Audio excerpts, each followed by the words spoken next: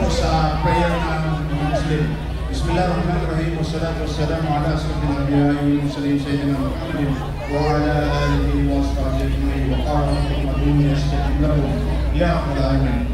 O Diyos namin, kayo po ay mahabagin. Diyos namin maawain.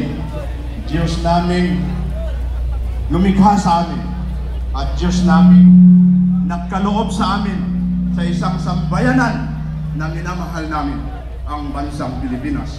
O Diyos namin, nagpapasalamat kami at pinagkaloob ninyo sa amin ang araw na ito at ang gabi na ito at lumabas ang katotohanan sa aming suliranin sa aming bansa. O Diyos namin, gabayan niyo po kami at sana po magtuloy-tuloy na ito. At huwag niyo po kaming pabayaan, magsama-sama po kami, Muslim man o Christian o sino pa man sa bansa namin, sapagkat ito po ay nag-iisang bansa na pinagkaloob niyo para sa amin. Amin ya Rabbal Alamin. Alhamdulillah Rabbil Alamin. Ar-Rahmanir Rahim.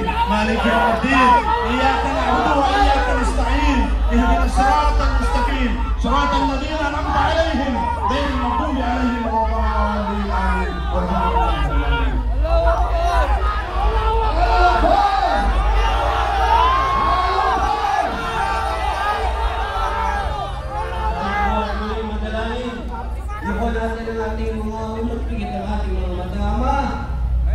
Kami ay nagpapasalamat na narinig mo ang aming mga daing, ang mga iyak ng aming puso, lalo ng aming mga kabayan na nasalanta ng mundo at bagyo. Tunay lang ang Diyos na hindi bulag at kini. Iyong nakikita ang mga tunay na nangyayari. Kami sa gabing ito ay nagpapasalamat na inilantad mong lalo ang katotohanan sa mga nakaraang mga araw. At sa gabing ito, Lord, ay pinakita mo sa amin, ito nga ang katotohanan na ang mga namumuno sa aming bayan ay hindi maaaring pagkatiwalaan na mamuno sa kinabukasan ng aming mga anak at apo. Dahil nasa kanila ang pundasyon at kinabukasan ng aming bayan. Ama, nagpapasalamat kami na sa kapila ng mga kalamidad ay nandyan pa rin ang iyong awat biyaya. At sa darating na mga araw ay makikita namin ang panibagong araw at sigla ng aming bayan kung ang mga namumunong ito ay mawala na sa kanilang mga posisyon at muli kami magsimula bilang isang bayan na nagkakaisa. At Ama, ipinagkakatiwala na namin ngayon, bukas ay wala na ang mga nasa Malacanang. At itong aming dalangin sa pangalan ng Ama, ng Anak at Espiritu Santo. Amen! Sinasabi sa salita sa Isaiah 1:23, your rulers are rebels, partners with thieves. They all love bribe and chase after gifts. They do not defend the cause of the fatherless. The widow's case does not come before them. At dahil dito, sinasabi ng Panginoon ay wawakasan niya ang ganitong uri ng leadership. Let us all raise our hands to heaven. Let us pray and surrender the Philippines to our God. Father, we worship you for your goodness. Sa'yo yung drone bumagsak sa inyo. Drone, sa inyo bumagsak. Nandito, hawak ng mga pulis. And you love the Filipino people.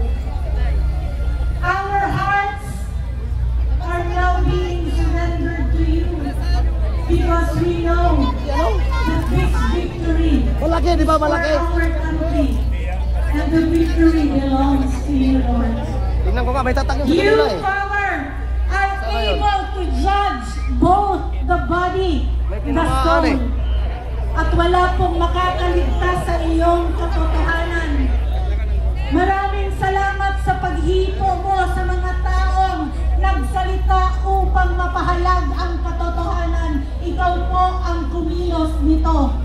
Kung kaya't ngayon ay ikaw ay aming pinapasalamatan. You are good, O God! And the Philippines belongs to Kaninong drone yun? transition is truly your work. Wala po kahit isang dugo ang dumanak. Wala pong kaguluhan na nangyari. Wala pong nasaktan dahil ikaw ang kumilos at gumawa ng paraan. Maraming salamat sa katotohanan na ibigay mo. Hayaan mo na iharap mo sa buong mundo na ikaw ang Diyos ng Pilipinas at ikaw ang kumilos para sa buong mundo. Sugatan nga. Malaking drone yun eh.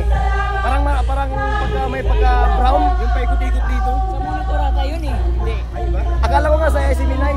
Hindi daw sa kanila. Parang ito ata sa kanila oh. Ay, ito nga. Sino kaya yun? Yun ko. Alam ko, pulis nagpalipad yung kanina eh. Binigyan mo ang bawat isa na yan dito para sa pagkakaisa mo Diyos. Yan pala yung sa kanila. O ganyang kulay yung bumagsak eh. Ganyang kulay. Malaki din, malaki. Malaki nga. Making your going on. Walang tao, walang organisasyon. Pans TV official. Bukas, Malacanang. Lumaganap dito o Diyos kundi ang bawat Pilipino na nagkaisa at nag-surrender para sa iyong pagkilos. Maraming salamat sa Diyos dahil ngayon ikaw din ay hihingo sa lahat ng aming kasundaluhan at sa lahat ng aming kapulisan o Diyos. Ang kanyang puso Hindi, kinuha ng mga pulis ng ay drone. Kanila nga yun. mahina sa direksyon na iyong pinapasundan sa kanila. Maraming salamat Akala ko nga sa kanila eh. Ito pala yung sa kanila oh. victory has been given to the Philippines and the Filipino people. And Father, right now, we take this time, O Lord, to pray for our dear President Rodrigo Duterte, Lord. Malaki ang sakripisyo na kanyang ibinigay Ano kaya oras na upang makulit namin ang araw na ito. Sa kanyang kalungkutan, alam namin na ikaw ay humihipo sa kanyang puso. Inalagaan mo siya na hanggang ngayon. Siya ay may kalakasan ng kanyang puso at ang kanyang espiritu dahil iningatan mo siya dahil nagpakita siya ng kaibang pamumuno sa bansang Pilipinas. We are